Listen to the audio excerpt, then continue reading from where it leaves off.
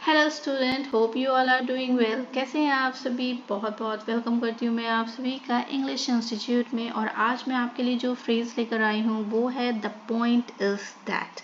Okay, so पहले मैं आपको इसका मतलब हिंदी में समझा दूँ। So the point is that को हिंदी में हम कहते हैं कि मुद्दा यह है या बात यह है कि। ओके, हम कई बार हिंदी में ऐसे सेंटेंसेस बोलते हैं, बात यह है कि मुझे वहाँ जाना था लेकिन किसी काम की वजह से मैं नहीं जा पाया। तो आपने जो सेंटेंस बोला कि बात यह है कि, तो आप उसके लिए बोल सकते हो the point is that. Okay, तो चलिए इसे थोड़ा सा और एक्सप्लेन करते हैं। Okay, so the phrase the point is that is use to emphasize करने के लिए इसे हम यूज करते हैं। किस चीज को ये एम्फेसाइज करता है? मेन आइडिया, पर्पस और आर्ग्यूमेंट बिहाइंड डिस्कस। जो बातें आप कर रहे हैं उस चीज को emphasize करने के लिए हम यूज करते हैं the point is that। Okay, it helps to explain the crux of matter। जो बात है उसको explain करने में ये पॉइंट यूज करते, ये हेल्प करती है। ओके, तो चलिए एक स्ट्रक्चर देख लेते हैं कि इसको किस तरीके से यूज करना है। हमारा स्ट्रक्चर है वो इस तरीके से बनेगा, द पॉइंट इज दैट, फिर उसके बाद जो आपको एक्सप्लेनेशन देनी है वो आपको यूज करना होगा।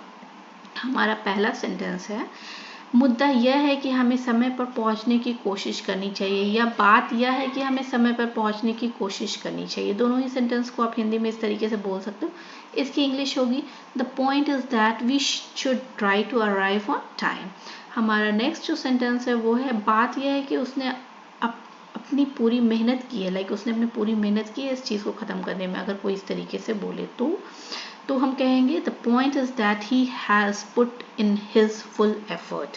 ओके, नेक्स्ट हमारा जो सेंटेंस है वो है, जस्ट अ सेकेंड, मुद्दा यह है कि हमें अब कोई निर्णय लेना होगा, like the point is that we need to make a decision now. Okay, बात यह है कि उसने मुझसे झूठ बोला, the point is that she lied to me. Okay, next हमारा सेंटेंस है, मुद्दा यह है कि हमें अपनी गलतियों से सीखना चाहिए, the point is that we should learn from our mistake.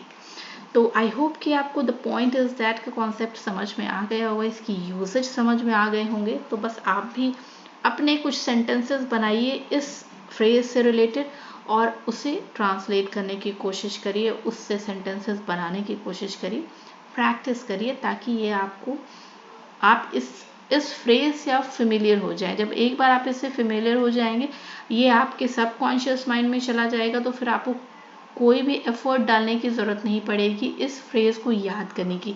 जब भी आप सेंटेंसेस बनाएंगे, जब भी आप कन्वर्सेशन करेंगे इंग्लिश में, ऑटोमेटिकली ये आपके टंग पर आएगा। आई होप आपको ये क्लियर हो गया होगा। और अगर आपको कोई डाउट है आप प्लीज़ मुझे कमेंट बॉक्स में कमेंट कर सकते हैं। अगर वीडियो पसंद आई हो तो इसे लाइक करें, शेयर करें, चैनल को सब्सक्राइब करना ना भूलें। Thank you for watching, bye bye, take care.